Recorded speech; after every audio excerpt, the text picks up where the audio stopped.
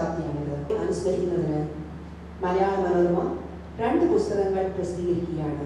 1987 Malayala Manorama digital page തുടങ്ങിയപ്പോൾ അതുപോലെ മലയാളത്തിൽ ചെയ്തിട്ടില്ലാത്ത എന്തെങ്കിലും ഒന്ന് ആദ്യ പോയ വർഷം 86 ഏറ്റവും കൂടുതൽ വിറ്റുപോയ പുസ്തകം ഏതാണ് കണ്ടുപിടിക്കാൻ വേണ്ടി എല്ലാ പബ്ലിഷേഴ്സിനും 7000-ൽ പരം കോപ്പികളുമായി എം ടി വാസുദേവനായരുടെ രണ്ടാമത് അത് രണ്ടും ആഘോഷത്തോടും മനോരമ വിളിച്ചു.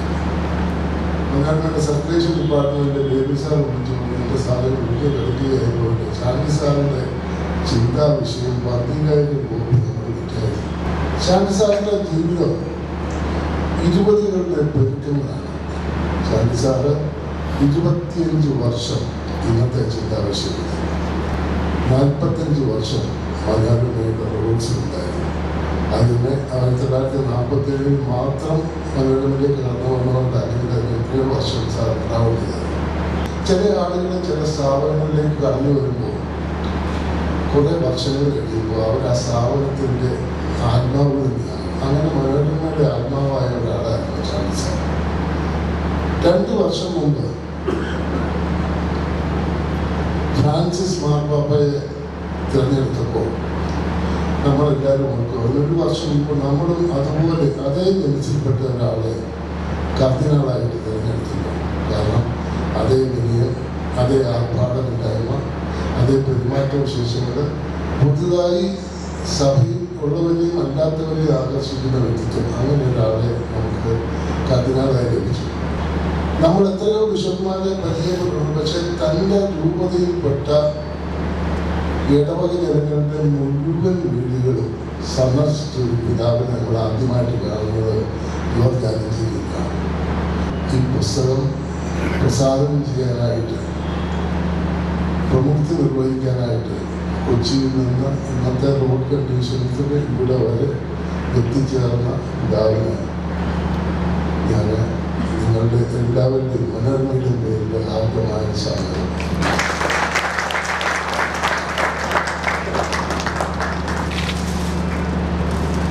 കർദിനാൾ ജീവിതം കൊണ്ട് ബെസ്റ്റ്സെല്ലറാണെങ്കിൽ ജീവിതം കൊണ്ടും എഴുത്തുകൊണ്ടും ബെസ്റ്റ്സെല്ലറായ ആളാണ് ഫിലിപ്പോസ് മാർക്കിസോസ് വലിയ മെത്രാപ്പൊലീത്ത. മറ്റാർക്കും കഴിയാത്ത രീതിയിൽ നർമ്മത്തിൻ്റെ അകമ്പടിയോടുള്ള ഏത് വലിയ ചിന്തകളും നമ്മളിലേക്ക് എത്തിക്കാൻ കഴിവുള്ള ഒരു മഹാദിശ.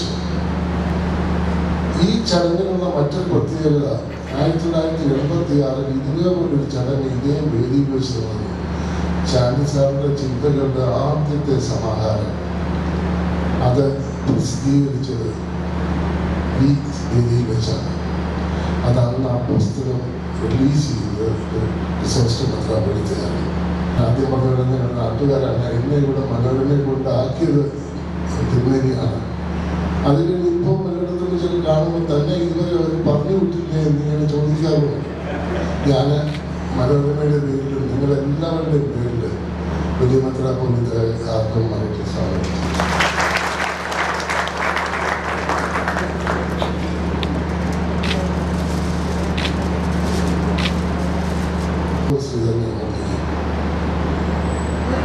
വളരെ വർഷങ്ങൾക്ക് മുമ്പ് പോലെ 20-25 വർഷം മുമ്പുമായെങ്കിലും സൈബീരിയയിൽ നിന്ന് എരണ്ടകൾ നോൺ സ്റ്റോപ്പ് ആയിട്ട് ഫ്ലൈ ചെയ്ത് വന്ന് അമ്പലമേട്ടിൽ FACT-യുടെ കോമ്പൗണ്ടിൽ എങ്കിക്കനാരുണ്ടാക്കിയ ഒരു കൃത്രിമ തടാകത്തിൽ വന്ന് ഇറങ്ങാറുണ്ട്.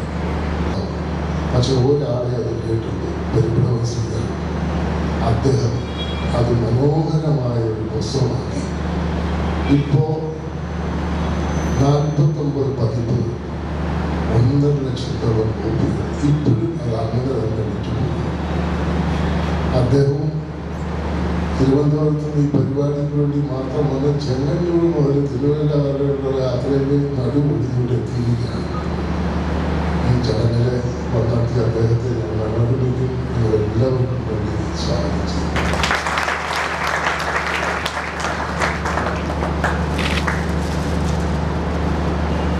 ഉച്ചയ്ക്ക് അല്പം നേരത്തെയാണെങ്കിലും ഈ ചടങ്ങിലെത്തി ഞങ്ങളെ അനുഗ്രഹിച്ച ചാണ്ടി സാറിൻ്റെ കുടുംബാംഗങ്ങൾ, സുഹൃത്തുക്കൾ, ഞാനിങ്ങനെ നോക്കുമ്പോൾ ചാണ്ടി സാറിൻ്റെ കൂടെ ആ ബൈബിൾ തർച്ചിലയിൽ ചാണ്ടി സാറിനെ സഹായിച്ചവരും നയിച്ചവരുമായ വൈദിക ശ്രേഷ്ഠരായ പലരെ ഞാൻ കാണുന്നുണ്ട്. ഇന്നത്തെ ചിന്തകൾക്ക് ആശയങ്ങൾ നൽകി സഹായിച്ചവരെ ഞാൻ കാണുന്നുണ്ട്. പല വിധത്തിലും ചാണ്ടി സാറിനെ സപ്പോർട്ട് ചെയ്തത് എല്ലാവരെയും മനോരമ വേദിയിൽ ആത്മീയമായി സ്വാഗതം ചെയ്തുകൊണ്ടിരുന്ന സാധനം.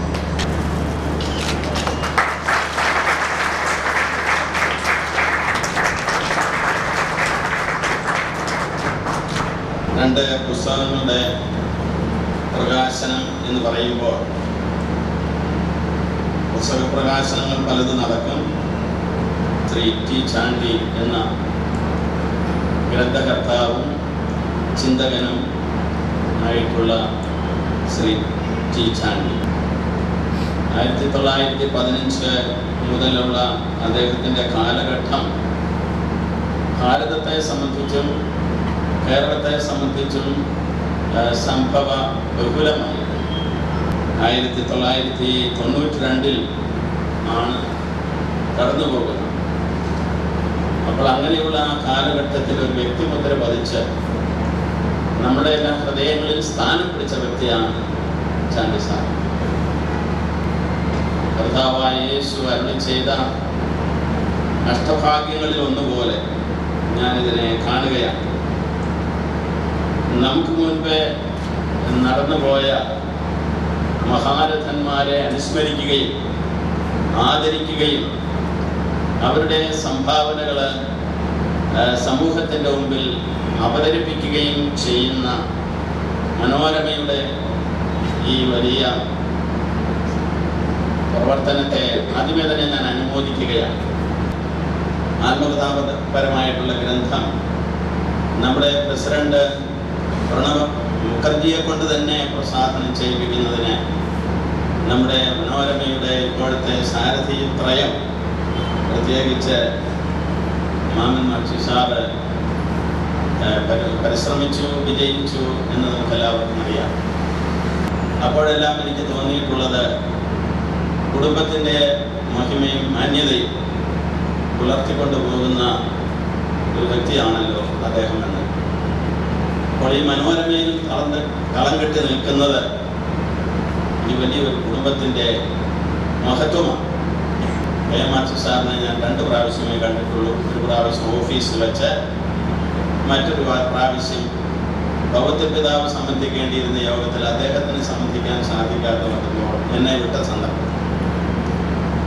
അപ്പോഴെല്ലാം ഈ ഒരു നന്മ ഞാൻ കാണുകയാണ്. അപ്പോൾ ഇപ്രകാരം ഈ പുസ്തകങ്ങൾ 2 ഇവിടെ പ്രകാശനം ചെയ്യുമ്പോൾ എനിക്കെൻ്റെ പുസ്തകത്തിൻ്റെ പതിപ്പുകൾ നേരത്തെ തന്നെ തലയെ കൂട്ടി അയച്ചത് ദൈവത്തിൻ്റെ ഒരു ചൈതന്യമാണ്. ദൈവത്തിൻ്റെ ചൈതന്യത്തെ ഉള്ളിൽ കുടിയിരുത്തിയാണ് അദ്ദേഹം പ്രവർത്തിച്ചിരുന്നത്. നമ്മിൽ ക്രൈസ്തവരായവർക്കറിയാം, പൗലോസ് ശ്ലീഹ പറയുന്നുണ്ട്, നമ്മൾ ദൈവത്തിൻ്റെ ഭവനങ്ങളാണ്, പരിശുദ്ധാത്മാവിൻ്റെ ആലയങ്ങളാണ്. അപ്പോൾ ഈ അവബോധം ചാണ്ടി സാറിൽ നിറഞ്ഞു നിന്നിരുന്നത് പോലെയാണ് നമുക്ക് മനസ്സിലാക്കുവാൻ സാധിക്കുന്നത്. അദ്ദേഹത്തിൻ്റെ ജീവിതത്തിൽ വൈദികനാകാനുള്ള ഒരു ക്ഷണം നമ്മുടെ ക്രിസോസ്റ്റം തിരുമേനിയുടെ ഒരു മുൻഗാമി നടത്തിയതായിട്ട് ഞാൻ ഈ ഗ്രന്ഥത്തിൽ നിന്ന് മനസ്സിലാക്കി. അപ്പോൾ അതിന് അദ്ദേഹം ആദ്യമേ മനസ്സായതാണ്. പിന്നെ പാലക്കാടുള്ള ക്രിസ്തുദാസ ആശ്രമത്തിൽ നിന്ന് പഠനം പൂർത്തിയാക്കാതെ നാട്ടിൽ തിരികെ എത്തിയ കാലത്ത് ആണ് ക്ഷണമുണ്ടായത്. ചാണ്ടി സാറുമായി ഗാഢബന്ധം പുലർത്തിയിരുന്ന മെത്രാപ്പൊലീത്ത എബ്രഹാം മാർത്തോമ മെത്രാപ്പൊലീത്തയാണ് സഭയെ പുരോഗതനാക്കണമെന്ന് വാഗ്ദാനം നൽകി. അത് നന്ദിയോടെ ചാണ്ടി സാർ നിരസിച്ചു. ഇന്നത്തെ ചിന്താവിഷയത്തിലൂടെ ഒരു സഭയുടെ പട്ടക്കാരനായി മാറുന്നതിൽ ഉപരിയായി എല്ലാവർക്കും വേണ്ടിയുള്ള ക്രിസ്തുവിൻ്റെ പുരോഹിത പത്രപ്രവർത്തകനായി ചാണ്ടി സാർ തീർന്നുവെന്ന് സുഹൃത്ത് റവറൻ തോമസ് മാത്യു കെ കുഴിമണ്ണിൽ പറഞ്ഞു. ഇതുവരെ പ്രസിദ്ധീകരിക്കാൻ ആ ചിന്താവിഷയങ്ങൾ അടങ്ങുന്ന 3 ചിന്താവിഷയങ്ങൾ, അതിനു മുമ്പ് പ്രസിദ്ധീകരിച്ചിട്ടുള്ള ആ ചിന്താവിഷയങ്ങളുടെ വാല്യങ്ങളും എനിക്ക് ശ്രീ മാത്യു എത്തിച്ചു തന്നിരുന്നു. അതിലൂടെയും ഞാൻ പെട്ടെന്ന് ഓടിച്ചു പോയി. ഈ വലിയ ഖനികൾ നമുക്ക് സംഭാവന ചെയ്ത ചാണ്ടി സാറിൻ്റെ പാവന സ്മരണയ്ക്ക് മുമ്പിൽ നമുക്ക് ആദരാജ്ഞലികൾ അർപ്പിക്കാം. ഇവിടെ കൂടിയിരിക്കുന്ന എല്ലാവരുടെയും പേരിൽ ഗ്രന്ഥങ്ങൾ ഒരുക്കിയ ആ വിരുന്ന്, ഗ്രന്ഥങ്ങൾ നൽകുന്ന വിരുന്നൊരുക്കിയ എല്ലാവരെയും ഞാൻ അഭിനന്ദിക്കുന്നു. എനിക്ക് നല്ല പരിചയമുണ്ടാകാൻ കുടുംബമായ നല്ല സമൂഹത്തിൽ ജീവിക്കുന്നവരാണ്, ജീവിക്കുന്നവരാണ്.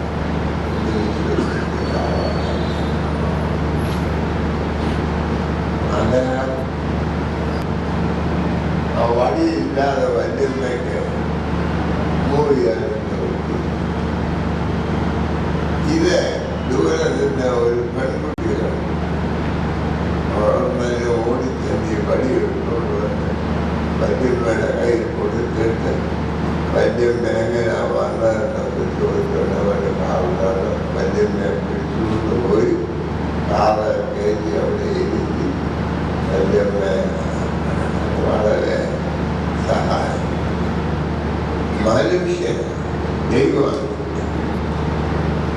അദ്ദേഹം ഒരു വലിയ മനുഷ്യനാണ്. ഞാൻ ബാംഗ്ലൂർ തിയോളജി പഠിക്കുമ്പോൾ ഒരു മാസം അദ്ദേഹത്തിൻ്റെ മകൻ ഈപ്പത്തിൻ്റെ കൂടെ വന്നു താമസിച്ചു.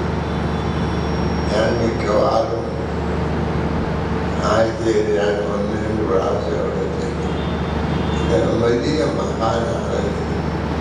സാധാരണക്കാരനായ എന്നെ പോലെ ഒരാളിനെ ഒരു സ്നേഹിതനെ പോലെ സ്വീകരിച്ചു.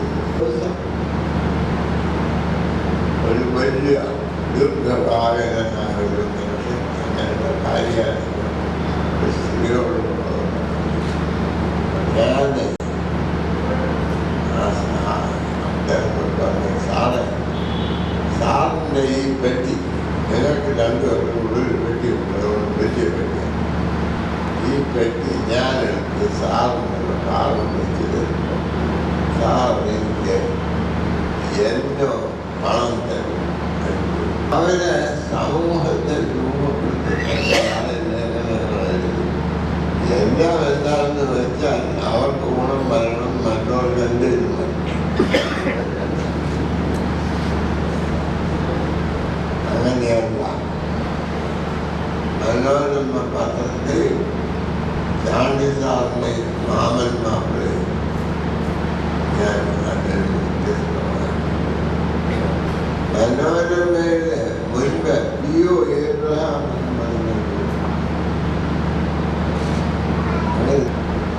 ഇങ്ങനെ നല്ല കഥയോ മനോരമ എഴുതാറ്. ഈ പുസ്തകം വായിച്ചതിൻ്റെ കാര്യം അതിനോട് പ്രതീക്ഷിക്കൊണ്ട് എഴുതാം. അത് വായിച്ചു വളരെ ഭംഗിയായി ഞാൻ ഇത്രയും നല്ല സത്യങ്ങളൊക്കെ ഉള്ള പുസ്തകമുള്ള വിമാന മണ്ണ കഥയും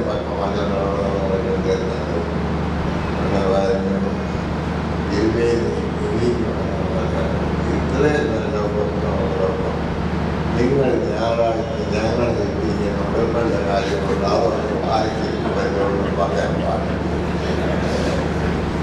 പുസ്തകങ്ങൾ പബ്ലിഷ് ചെയ്യുന്നത് ചാണ്ടി സാറിനെ പോലുള്ള ആളുകളെ ഇന്നത്തെ ലോകത്തിൽ പരിചയപ്പെടുത്തുന്നത് ഇന്നത്തെ ലോകത്തിൻ്റെ വലിയൊരു ആവശ്യമാണ്. അത് പ്രസിദ്ധപ്പെട്ട് മനോരമയെ ഞാൻ അഭിനന്ദിക്കുന്നു. അദ്ദേഹം ഇനിയും വളരെ നാളുകൾ ജീവിക്കട്ടെ. അദ്ദേഹം മരിച്ചുപോയെങ്കിലും അദ്ദേഹം ലോകത്തിൽ ജീവിക്കാൻ ഈ പ്രസിദ്ധീകരണം സഹായിച്ചിട്ടുണ്ട്. ചാണ്ടി സാർ ജീവിക്കട്ടെ. അദ്ദേഹത്തിൻ്റെ ആദർശങ്ങളും ദർശനങ്ങളും ഈ കേരളത്തിൻ്റെ അശുദ്ധിയെ നീക്കി കേരളത്തെ ശുദ്ധീകരിക്കട്ടെ എന്നുള്ള പ്രാർത്ഥനയോടുകൂടി ഞാൻ സകലവിധ ആശംസകൾ നേർന്നു.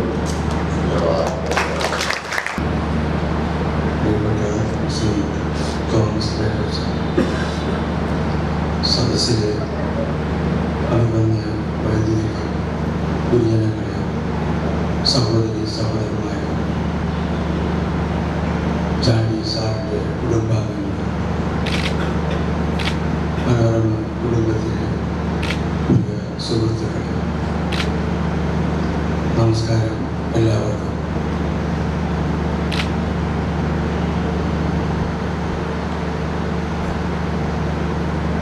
ചാണ്ടി സാറിൻ്റെ ജീവിതത്തെക്കുറിച്ചും ഏറ്റവും നല്ല കാലഘട്ടത്തിൽ ഓരോ ഞായറാഴ്ചയിലും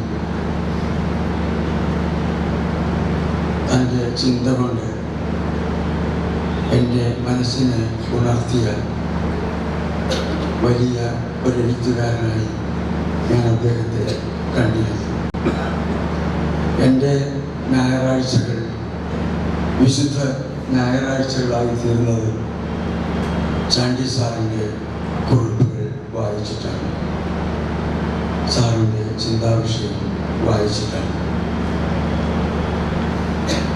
ആ കുറിപ്പുകൾ ഇന്ന് മനോരമ പുസ്തകമായി പ്രകാശിപ്പിക്കുന്നു.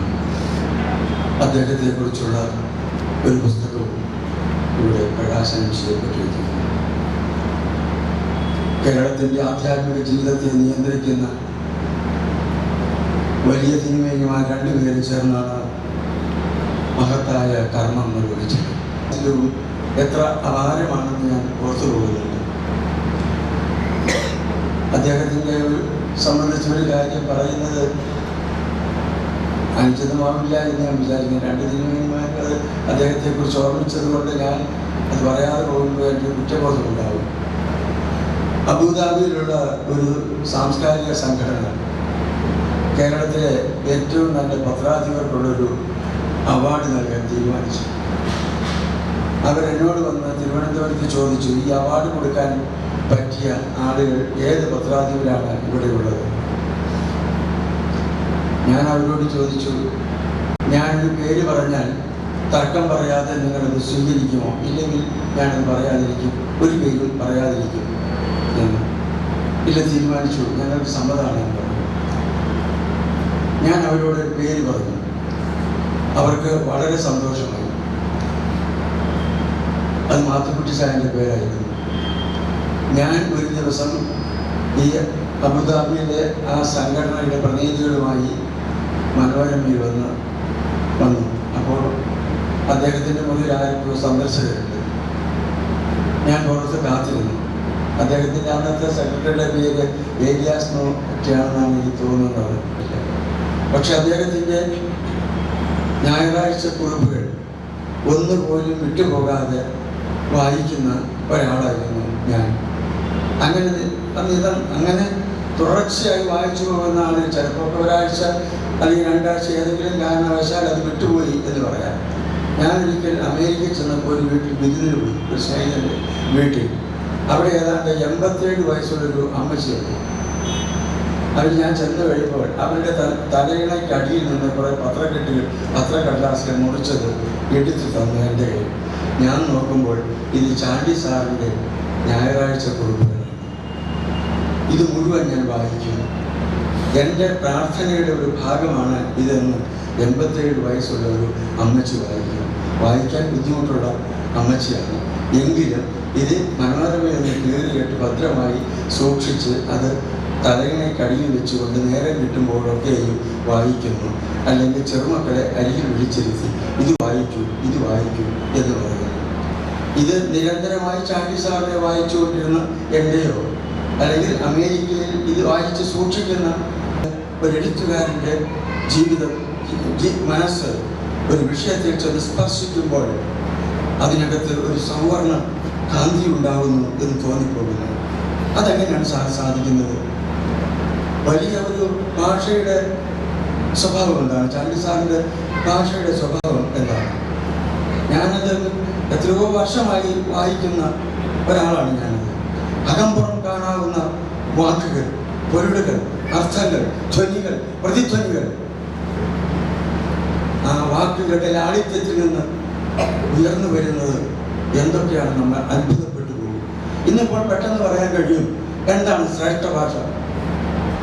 ശ്രേഷ്ഠ ഭാഷ എന്താണെന്ന് ചോദിച്ചാൽ ചാണ്ടി സാറിൻ്റെ ഭാഷയാണ് ശ്രേഷ്ഠ ഭാഷ എന്ന് പറയാൻ കഴിയും. അത്രയ്ക്കും ലളിതമായ അത്രയ്ക്കും സുന്ദരമായ, അത്രയ്ക്കും ദാർശനിക ഭംഗിയുള്ള ഒരു ഭാഷ. ഈ ഭാഷയല്ലാതെ പിന്നെ എന്താണ് ശ്രേഷ്ഠ ഭാഷ എന്നുള്ള ചോദ്യവും നമ്മുടെ മനസ്സിൽ വരുന്നു. അദ്ദേഹം ഓരോ വിഷയവും എടുത്ത് അങ്ങനെ പറയുന്നു. അഭിവന്ന ക്രിസോസ്റ്റം വലിയ മെത്രാപ്പൊലീത്ത അദ്ദേഹത്തിൻ്റെ ഈ അവതാരികയിൽ ഒരു ഒരു ഒരു സൂചന നൽകുന്നുണ്ട്. ഒരു പ്രശ്നമെടുത്ത് നമ്മളിന്ന് അഭിമുഖീകരിച്ചുകൊണ്ടിരിക്കുന്ന പ്രശ്നമെടുത്ത് അദ്ദേഹം കാണിക്കുന്നുണ്ട്. ചാണ്ടി സാറിൻ്റെ എഴുത്തിൽ നിന്ന് ഉയർന്നു വരുന്ന ഒരു ദൃശ്യമാണ് അത്. അദ്ദേഹം ബൈബിൾ ഭാഷയെക്കുറിച്ചൊക്കെ തർജ്ജമയുടെ കാലത്താണ് ഞാൻ പറയുന്നത് ശരി, അതുമായി വഴി കാണിച്ചുകൊണ്ട് നടക്കുകയും ചെയ്ത ഒരു ആചാര്യനെയാണ് ചാണ്ടി സാർ നമ്മുടെ മുമ്പിൽ അവതരിപ്പിക്കുന്നത്. അപാരതയെ തൊട്ടു നിൽക്കുന്ന ചിന്തകൾ. എനിക്കത് വായിച്ചു പോകുമ്പോൾ ഇത് ഒരു ആധ്യാത്മികമായ ചിന്തയാണോ, അത് ജീവിത ചിന്തയാണോ, സാംസ്കാരിക ചിന്തയാണോ, ധാർമ്മിക ചിന്തയാണോ, അതൊക്കെയാണ്. അതേസമയം തന്നെ ഇങ്ങനെയൊക്കെയാണല്ലോ യഥാർത്ഥത്തിലുള്ള കവിത എന്ന് തോന്നിപ്പോയി. അലങ്കാരങ്ങളില്ലാത്ത നിഷ്കപടമായ അരിച്ചെടുത്ത ഒരു കരടുമില്ലാത്ത ഭാഷയിലൂടെ മനുഷ്യാനുഭവങ്ങളെ അപാരതയായി ബന്ധിപ്പിക്കുന്ന ഒരു വലിയ മാന്ത്രികത ചാണ്ടി സാറിൻ്റെ എഴുത്തിൻ്റെ കല അതായിരുന്നു എന്ന് ഞാൻ വിചാരിക്കുന്നു. ഇങ്ങനെ അദ്ദേഹത്തിൻ്റെ കൃതികൾ ഒന്നിച്ചു വായിക്കാൻ മലയാളികൾക്ക് ഒരവസരം ഉണ്ടാക്കിയത് ഇപ്പോഴത്തെ ആളുകൾക്കല്ല, വരും തലമുറകൾക്ക് വായിക്കാൻ ഒരു പുസ്തകം മലയാള മനോരമ ഇന്ന് അഭിവന്യരായ രണ്ട് തിരുമേനിമാരെ കൊണ്ട് അവരുടെ അനുഗ്രഹീതമായ കൈകൾ കൊണ്ട് പ്രകാശനം ചെയ്യാൻ സാധിച്ച ഈ സന്ദർഭത്തിൽ, ഈ മംഗളകർമ്മത്തിൽ അതിന് സാക്ഷിയാവാൻ കഴിഞ്ഞതിൽ എനിക്ക് അതിയായ സന്തോഷമുണ്ട്. ഇതിന് എന്നെ ക്ഷണിച്ച മലയാള മനോരമയോട് എനിക്കുള്ള അപാരമായ നന്ദിയും കടപ്പാടും സൂചിപ്പിക്കുന്നു. നമസ്കാരം. അഭിവന്യ എൻ്റെ പിതാവിൻ്റെയും ദീർഘകാല സഹപ്രവർത്തകൻ, എൻ്റെ പിതാവിൻ്റെയും എൻ്റെയും ദീർഘകാല സഹപ്രവർത്തകനായിരുന്ന തോമസ് ജേക്കബ് സാർ, മറ്റ് സഹപ്രവർത്തകർ, ബന്ധുമിത്രാദികൾ എല്ലാവർക്കും വന്ന് തൻ്റെ ഉത്കൃഷ്ടമായ ചിന്തകൾ വലിച്ച ജീവചരിത്രവും 100 ചിന്താ വിഷയക്കായി ആദ്യം ഞാൻ സമീപിച്ചത് അഭിവന്യ ഡോക്ടർ ഫിലിപ്പോസ് മാർ ക്രിസോസ്റ്റം തിരുമേനിയാണ്. ഇങ്ങനെയൊരു ചടങ്ങ് ചെയ്യേണ്ടത് കർദിനാൾ മാർ ജോർജ് ആലഞ്ചേരി തിരുമേനിയാണ്. പിന്നെ ആരെ ക്ഷണിക്കണമെന്ന് യാതൊരു സംശയവുമില്ലായിരുന്നു. ആലഞ്ചേരി പിതാവിനെ പറ്റി പറഞ്ഞു കേട്ട അറിവ് മാത്രമേ എനിക്ക് ഉണ്ടായിരുന്നു. കാക്കനാടുള്ള ആസ്ഥാനത്ത് ഞാൻ കാണുവാൻ ചെന്നപ്പോൾ അദ്ദേഹത്തിൻ്റെ ലാളിത്യവും ഉപചാര മര്യാദയും, ഒരു ഉദാഹരണം പറഞ്ഞാൽ, ഞങ്ങൾ കാപ്പി മുറിയിലേക്ക് കൊണ്ടുവരാൻ അല്പം താമസിച്ചപ്പോൾ പിന്നീട് ഞങ്ങളെ എല്ലാവരെയും വിളിച്ചുകൊണ്ട് അടുക്കളയിലേക്ക് പോയി ഞങ്ങൾക്ക് കാപ്പി തന്നപ്പോൾ മാപ്പാപ്പ മാത്രമല്ല ഇങ്ങനെയും അത് ചെയ്യുന്നു എന്നുള്ളൊരു ഉദാഹരണമാണ്.